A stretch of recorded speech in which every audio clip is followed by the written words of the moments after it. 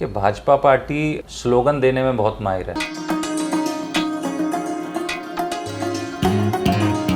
नमस्कार, भारत एक खोज के इस अंक में आपका स्वागत है।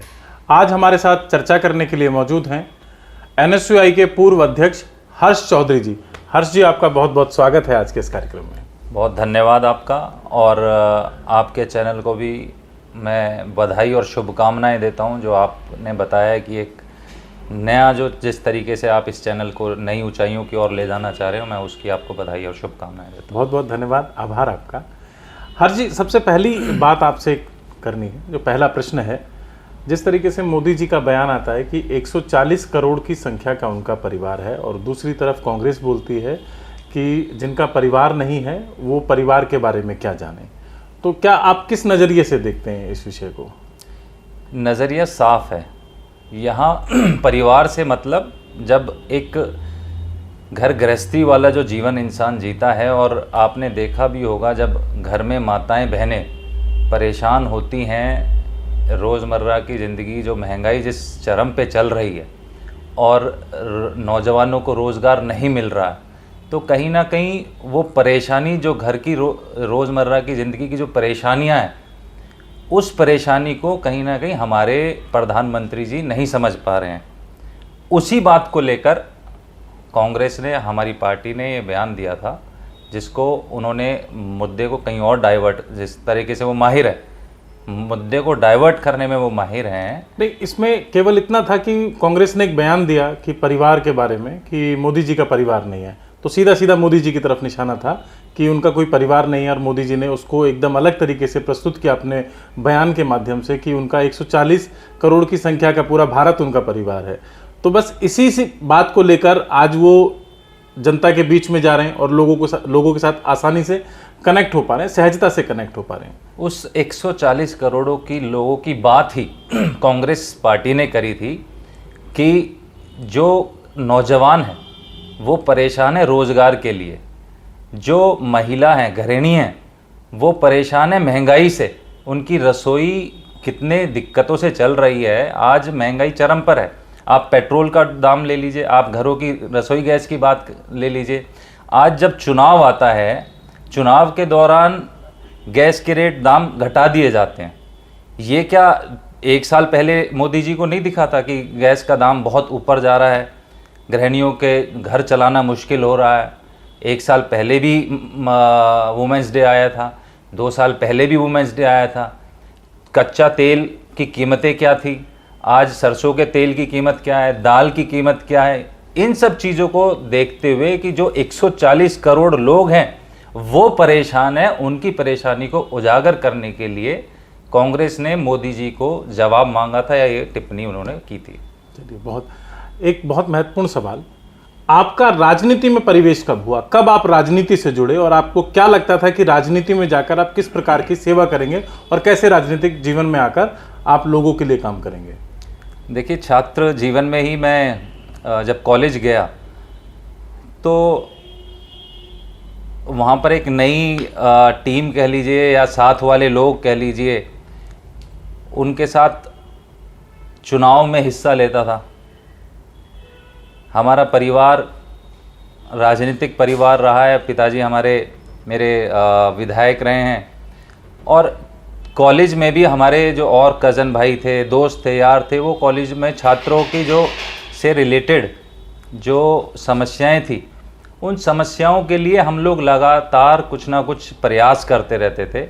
और उस प्रयास के बाद लोगों ने, मेरे छात्र के जीवन के जो दोस्त थे, उन सब ने मुझसे कहा कि आपको भी डूसू का चुनाव लड़ना चाहिए, जिससे कि हम न केवल सिर्फ एक कॉलेज के छात्रों की समस्याएं दूर करें, बल्कि पूरे विश्वविद्यालय, दिल्ली विश्वविद्यालय के जो छात्र हैं, उन छात्र हितों की बात करें, उनकी लड़ाई लड़ें, उनका मनोबल बढ़ाएं, ताकि जो दूसरे राज्यों से भी जो छात्र आता है, दिल्ली का भी जो छात्र होता है, ऐसी बहुत अहम उस समय दिक्कतें हुआ करती थी। मैं समझता हूँ कि उस समय और आज की डेट में बहुत बदलाव आया है। मैं आपको बताना चाहता हूँ कि अपने कार्यकाल में मैंने सबसे बड़ा स्पोर्ट्स मेला, क्योंकि मैं एक खुद स्पोर्ट्समैन रहा हूँ और स्पोर्ट्स से रिलेटेड समस्याएं हमने भी देखी हैं, हमारे पिताजी भी, मेरे पिताजी भी नेशनल लेवल के रेसलर रहे हैं, तो उन चीज़ों को देखते हुए मैं स्पोर्ट्स से ज़्यादा जुड़ाव रखता था, छात्रों को ज़्यादा जुड़ाव उनसे रहता था। उन्होंने मुझे अपनी समस्याएं बताई, उसको लेकर हमने तकरीबन 4 से 5 दिन हमने भूख हड़ताल करी वाइस चांसलर के सामने, और अपनी मांगों को मनवाने में हम लोग ये कौन से पीरियड की बात है? ये सन 2000 से 2001 की मैं आपको बात कर रहा हूँ। और जब छात्र जीवन में आप संघर्ष कर रहे थे? जी जी जी, आप इसको संघर्ष कीजिए या एक अनुभव कहिए, कुछ भी आप कह सकते हैं, इसको नाम दे सकते हैं। उस दौरान आपके पिताजी विधायक थे? उस दौरान विधायक थे शीशपाल जी, और शीला जी की सरकार हुआ करती थी। उनका एक अलग ही स्नेह और आशीर्वाद प्यार मेरे प्रति था उस समय। और सबसे बड़ा स्पोर्ट्स मेला छात्रों के लिए, दिल्ली विश्वविद्यालय के छात्रों के लिए हम लोगों ने आयोजन किया। और खुशी की बात इसमें यह होती है कि उस छात्र मेले से बहुत नेशनल लेवल और इंटरनेशनल लेवल के भी प्लेयर वहाँ से निकले। जी, मतलब आप छात्रों के साथ साथ खिलाड़ियों को भी तैयार कर रहे थे छात्र जीवन के अंदर? छात्र और खिलाड़ी दोनों एक ही। अच्छा, उसको एक ही परिपाटी में आप देखते हैं। दिल्ली यूनिवर्सिटी के छात्र थे, तो छात्र भी थे और स्पोर्ट्समैन भी थे। जी, बहुत बढ़िया। एक और महत्वपूर्ण विषय जिस पर चर्चा बहुत ज़रूरी है करनी, 2014 से पहले की राजनीति और आज वर्तमान 2024 की राजनीति में आप क्या फ़र्क महसूस करते हैं कि क्या कुछ परिवर्तित हुआ है? 2014 से पहले की राजनीति ठीक थी या 2024 की जो वर्तमान की आज की राजनीति 14 के बाद से चल रही है उसमें? देखिए, समय जब भी चलता है तो चेंजेस आते ही हैं। वो अच्छे आए बुरे आए वो बाद में पता लगते हैं। जब आज की डेट में 2014 से पहले और बाद का ये एक नया विषय चल पड़ा है कि पहले भी राजनीति थी और आज भी राजनीति है। पहले थोड़ा सा लोगों में संयम था, कहीं ना कहीं एक दूसरे के मान सम्मान भी था, एक दूसरे के प्रति स्नेह भी हुआ करता था। पार्टियां अलग ज़रूर थी लेकिन एक दूसरे की शर्म भी थी, एक दूसरे का मान सम्मान भी रखा जाता था। आज मुझे ऐसा लगता है कि कहीं ना कहीं चीज़ें ट्रैक से अलग जा रही हैं। जैसे कि आज जिस तरीके से धर्म को राजनीति में एक प्रयोग कह लीजिए, उस जिस लेवल पर उसका यूज़ किया जा रहा है, जैसे कि आज सरकारी संस्थाओं का जो दुरुपयोग किया जा रहा है, ये ऐसी बहुत सारी चीज़ें हैं जिसमें पहले और अब में। ये तो सामान्य सी बात है कि 2014 से पहले भारतीय जनता पार्टी कांग्रेस के ऊपर आरोप लगाती थी कि सरकारी संस्थाओं का दुरुपयोग किया जा रहा है। आज कांग्रेस पार्टी ये आरोप लगाती है भारतीय जनता पार्टी के ऊपर कि इन सरकारी संस्थाओं का, चाहे वो ईडी है या सीबीआई है, इनका दुरुपयोग किया जा रहा है। ये तो सामान्यतः परस्पर चलने वाली ये प्रतिद्वंदिता है जिसमें एक दूसरे के ऊपर प्रश्नवाचक चिन्ह लगाए जाते हैं। आप उस समय को भी देख लीजिए और आज के समय को भी अगर आप देखेंगे तो टाइमिंग्स की भी अगर हम बात करें कि जहां जब चुनाव डिक्लेयर हो जाता है, दो मुख्यमंत्री को उठाकर बंद कर दिया जाता है। हमारा किसी पे सवाल यह नहीं उठा रहे हैं या हम किसी को क्लीन चिट नहीं दे रहे हैं कि कोई निर्दोष है या उसमें वो क्लीन चिट है, वो पाक साफ है। बात अभी टाइमिंग की है कि जब चुनाव डिक्लेयर होता है, एजेंसीज तभी क्यों काम करने शुरू होती हैं, और अगर उन्हें गिरफ्तार करना था तो पहले भी कर सकते थे। तो ये अभी अरविंद केजरीवाल को जिस तरीके से कोर्ट के आदेश अनुसार उसको अरविंद केजरीवाल जी को गिरफ्तार किया गया है। कल तक कांग्रेस पार्टी अरविंद केजरीवाल को गलत बताती थी, उनको भ्रष्ट बताती थी और उनके ऊपर प्रश्नवाचक चिन्ह लगाती थी। आज वही कांग्रेस पार्टी उनके समर्थन में खड़ी है। विपक्ष का कहना है ये पार्टी ए और बी का खेल है, ये दोनों एक ही हैं जो पहले आपस में लड़ते थे और आज वो दोनों एक ही मंच पर खड़े हैं, एक दूसरे के मंच को साझा कर रहे हैं। तो आप किस नज़रिए से जनता को बताना चाहेंगे कि ये पार्टियां अलग हैं या पार्टी एक ही है? क्योंकि आज आप कहीं ना कहीं अरविंद केजरीवाल का समर्थन कर रहे हैं। जंतर मंतर पर प्रोटेस्ट हो, चाहे रामलीला मैदान का प्रोटेस्ट हो, वहाँ कांग्रेस और आम आदमी एक ही मंच पर थे। थोड़े दिन पीछे चले जाते हैं, देखते हैं कि दोनों ही पार्टियां एक दूसरे को गलत साबित करने में एक प्रतिस्पर्धा में थी कि कौन ज़्यादा गलत, कौन कम गलत। आप बिल्कुल ठीक कह रहे हैं कि अगर हम कुछ दिन पीछे चले जाएं तो क्वेश्चंस हमने भी उठाए थे, और आज भी मैं फिर आपसे कह रहा हूं और ये बात फिर दावे के साथ कहता हूं कि हम लोग किसी को क्लीन चिट नहीं दे रहे हैं। बात सिर्फ यहाँ पर आई है इस समय की टाइमिंग की, कि अगर उन्होंने गलत किया था, उनके साथ अगर कोर्ट ने तो पहले भी उनको वो किया था कि आप नोटिस, जो ईडी ने जो नोटिस भेजे हैं वो पहले भी भेजे थे, लेकिन उस टाइमिंग को आप जब चुनाव एक देश का, हमारे देश का डिक्लेयर हो जाता है, आचार संहिता लग जाती है, उसके बाद आप केजरीवाल जी को उठा लेते हैं। कांग्रेस को, हमारे जो कांग्रेस को कई हज़ार करोड़ के जो है नोटिस इशू कर दिए जाते हैं कि ताकि कांग्रेस अपना चुनाव न लड़ पाए। तो यहाँ बात टाइमिंग की हो रही है। मैं किसी को क्लीन चिट, जो हमारी न्याय प्रक्रिया है वो चलेगी। भाई, न्यायपालिका अपने हिसाब से काम करती है, चाहे चुनाव हो या चुनाव से पहले या चुनाव के बाद, क्योंकि भारतवर्ष में लगातार चुनाव रहता है। कभी किसी राज्य में चुनाव है, कभी किसी राज्य में चुनाव है, और एक समय पर केंद्र का भी चुनाव होता है। तो चुनाव तो लगातार चलते रहते हैं। अगर आप बात कर रहे हैं शिबू सोरेन की कि 2 मुख्यमंत्रियों को अरेस्ट कर लिया गया, तो कहीं ना कहीं कुछ ऐसा है जिसके आधार पर जो एजेंसीज हैं उन्होंने नोटिस देकर उनको लामबंद किया और उसके बाद उनको अरेस्ट करना पड़ा। वो जांच में शायद शामिल नहीं हो रहे थे, ऐसा कहना है भारतीय जनता पार्टी के कुछ लीडर्स का, जो आप टीवी चैनल्स के माध्यम से, अखबार के माध्यम से उनकी खबरें पढ़ते भी हैं। देखो, हेमंत सोरेन की ही मैं बात कर रहा हूँ।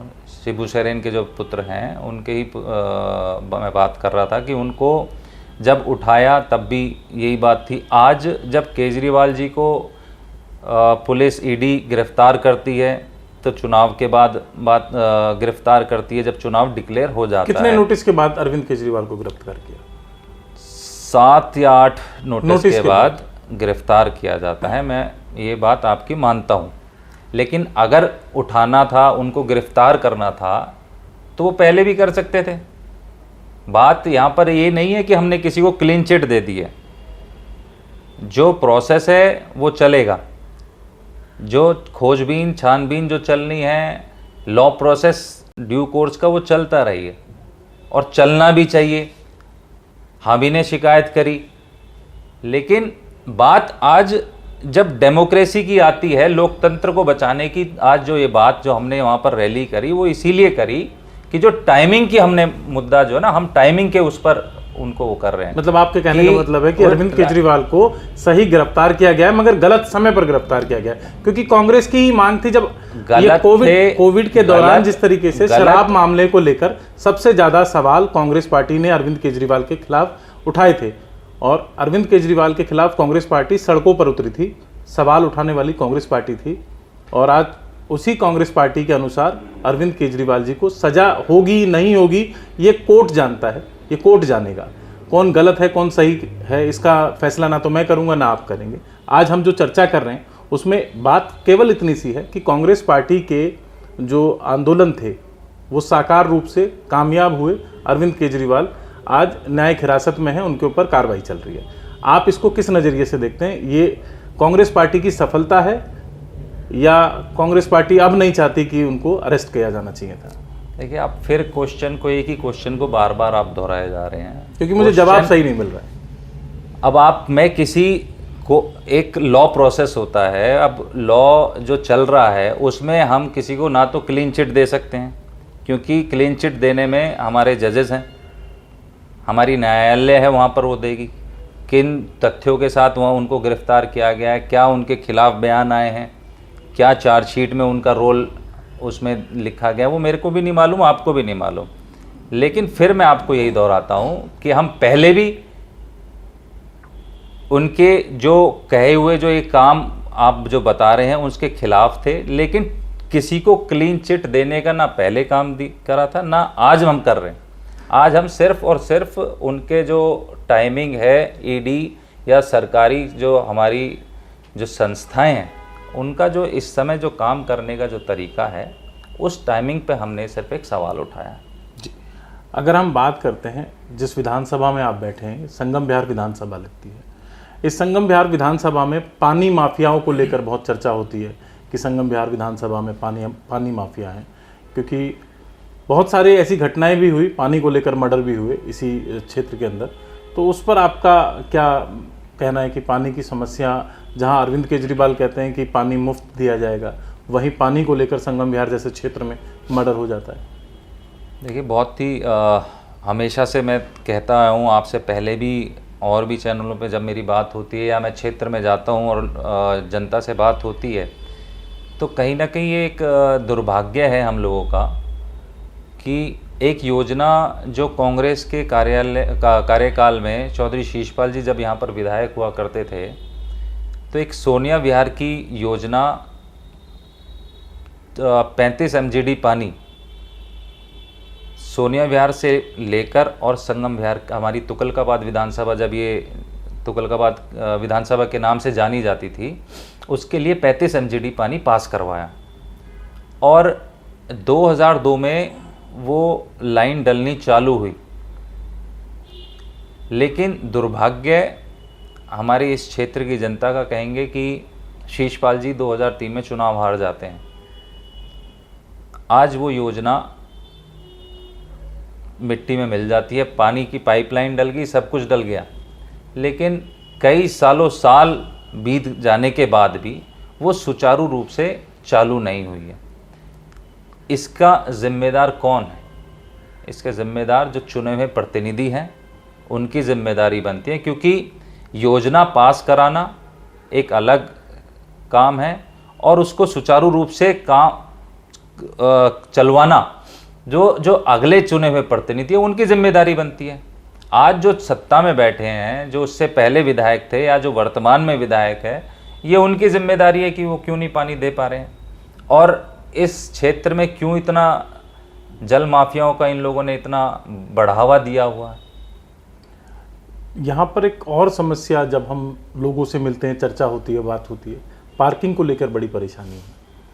तो यदि भविष्य में कभी कोई ऐसा अवसर आएगा कि जनता आशीर्वाद देती है चौधरी शीशपाल जी को या उनसे जुड़े लोगों को, तो कौन सा ऐसा विषय है, अगर आप ही राजनीति में आते हैं तो किन विषयों को लेकर आप राजनीति करेंगे और यहाँ की पार्किंग की जो समस्या है उसको सुधारने के लिए आपके पास क्या योजना है? देखिए, इस क्षेत्र में संगम विहार विधानसभा की क्षेत्र की अगर आप बात कर रहे हैं तो पानी, आपने पार्किंग की जो समस्या को लेके बात करी है, मैं समझता हूँ उससे पहले बहुत एक ऐसे अहम मुद्दे हैं जो हमारी यहाँ की जनता को मिलने चाहिए। एक मुद्दा नहीं, यहाँ हज़ारों मुद्दे हैं। आप इस संगम विहार में घुसें और समस्याएं चालू हो जाती हैं। जब आप घुसेंगे तो ट्रैफिक की सबसे बड़ी समस्या, रोड बहुत छोटे हैं। जब आप बारिशों में, आप अभी पानी की बात कर रहे थे, तो यहाँ पानी के पीने की भी दिक्कत है और पानी की निकासी की भी दिक्कत है। तो यहाँ सिर्फ एक ही दिक्कत नहीं है पानी की, यहाँ पीने की भी दिक्कत है और निकासी की भी दिक्कत है।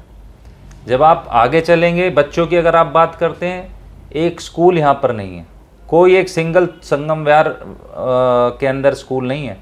तुगलकाबाद एक्सटेंशन में अगर छोड़ दें सारे बच्चे, तो संगम विहार के तुगलकाबाद एक्सटेंशन में पढ़ने आते हैं। स्कूल कोई यहाँ पर नहीं है। आप उससे आगे बढ़ें, यहाँ कोई स्पोर्ट्स फैसिलिटीज़ नहीं है, एक सिंगल स्पोर्ट्स फैसिलिटी नहीं है, कोई पार्क की सुविधा नहीं है। आप उससे आगे बढ़ें, बुजुर्गों जैसी आप जवान होंगे तो फिर यहाँ पर रोज़गार की कोई व्यवस्था नहीं है, कोई खेलने कूदने की व्यवस्था नहीं है। जब आप और आगे चलेंगे, यहाँ कोई मेडिकल फैसिलिटी की कोई सुविधा नहीं है, कोई सरकारी नाम के नाम पर कोई मेडिकल फैसिलिटीज़ यहाँ पर है नहीं। अरविंद केजरीवाल का तो बड़े बड़े दावे हैं कि यहाँ पर मोहल्ला क्लिनिक खुले हुए हैं। देखिए, मोहल्ला क्लिनिक अगर खुला भी है तो मोहल्ला क्लिनिक क्या है? तो एक बड़ी बेसिक सी नॉर्मल जो मेडिकल फैसिलिटीज़ अगर मिलती हैं नहीं मिलती हैं वो मुझे नहीं मालूम है मोहल्ला क्लिनिक की, कि कितने खुले हैं कितने नहीं खुले हैं, वो अरविंद केजरीवाल जी बताएंगे। लेकिन बढ़िया फैसिलिटी के नाम पर हमारे संगम विहार विधानसभा में कुछ भी नहीं है। मोदी जी का एक विज़न है, जहां झुग्गी वहीं मकान। उसको लेकर आज पूरे भारतवर्ष में, मैं कहूँगा केवल दिल्ली की अगर बात करता हूँ, दिल्ली के अंदर एक मॉडल तैयार किया जा रहा है जहां झुग्गी वहीं मकान। और हम जहां बैठे हैं यहाँ से महज 400 या 500 मीटर की डिस्टेंस पर वो एक ऐसी जगह है जहां पर झुग्गी के लोगों को मकान दिया गया है, बहुमंजिला इमारत खड़ी की गई है और जहां पर लोग अब आसानी से रह भी रहे हैं और शिफ्ट हो गए हैं, और कुछ फ्लैट्स अभी खाली भी हैं। तो उस योजना को लेकर आपका क्या मत है, क्या सोचते हैं आप कि इतना बड़ा विज़न लेकर दिल्ली की जनता को एक उपहार के तौर पर मोदी जी ने अभी एक वर्चुअल एक मीटिंग के माध्यम से लोगों को बताया कि किस तरीके से वो इस योजना को क्रियान्वित कर रहे हैं, लोगों को फ्लैट में शिफ्ट करा रहे हैं जो झुग्गियों में छोटे छोटे मकान में रहते थे। देखिए, भाजपा पार्टी स्लोगन देने में बहुत माहिर है, पर एक्चुअल में ज़मीन पर क्या हकीकत है, क्या हो रहा है क्या नहीं हो रहा है, मैं समझता हूँ वो कहीं ना कहीं थोड़ा सा डिलीवरी करने में दूर है। ये जिन फ्लैट्स की आप बात कर रहे हैं, ये फ्लैट जो हैं कांग्रेस की सरकार, दिल्ली की सरकार जब यहाँ पर शीला जी मुख्यमंत्री थी और केंद्र में अजय माकन जी हमारे मंत्री हुआ करते थे, उन्होंने इन फ्लैट्स की नींव का रखने का काम करा था सन 2012 में। 2012 से चलते हुए एक कोई छोटे मोटे फ्लैट तो है नहीं, सालों साल का प्रोसेस होता है, उसके बाद जाके मकान तैयार होता है। 13 में हमारी सरकार हट गई, 14 से केंद्र की भी सरकार हट गई, लेकिन काम चलता रहा। उसके बाद कितने स्पीड पर चला, किस लेवल पर चला, वो चलते चलाते अब पिछले साल 1.5 साल पहले उन फ्लैटों का कार्य पूर्ण हुआ, और उसको इन्होंने एक स्लोगन के माध्यम से कि जहाँ झुग्गी वहीं मकान के नाम पर खूब पब्लिसाइज़ किया। लेकिन एक्चुअल जो उसकी स्थिति है, जो उसके नींव रखने का जो काम करा था, वो शीला जी और अजय माकन जब केंद्र में मंत्री हुआ करते थे, वहाँ पर भी कांग्रेस की सरकार थी, केंद्र में भी और दिल्ली में भी कांग्रेस की सरकार थी। कांग्रेस की ये देन है। आप इनकी बात कर रहे हैं, मैं आपको थोड़ा सा दूर और लेके जाऊंगा कि हमारे यहाँ से थोड़ा सा आप जब आगे चलते हैं तो अलकनंदा की वहाँ पर वो थी पहले झुग्गियाँ जिन्हें कहते थे, उनको भी हम लोगों ने फ्लैट और मकान देने का, प्लॉट देने का काम करा, कांग्रेस की सरकार ने काम करा है। तो ये तो हमेशा से ही कांग्रेस ने ही बसा है। बहुत बहुत धन्यवाद हर्ष चौधरी जी, आज आपसे आपका बहुमूल्य समय लिया। ये थे हर्ष चौधरी जो कि पूर्व अध्यक्ष हैं NSUI के, और अगली मुलाकात किसी एक और शख्सियत के साथ भारत एक खोज में।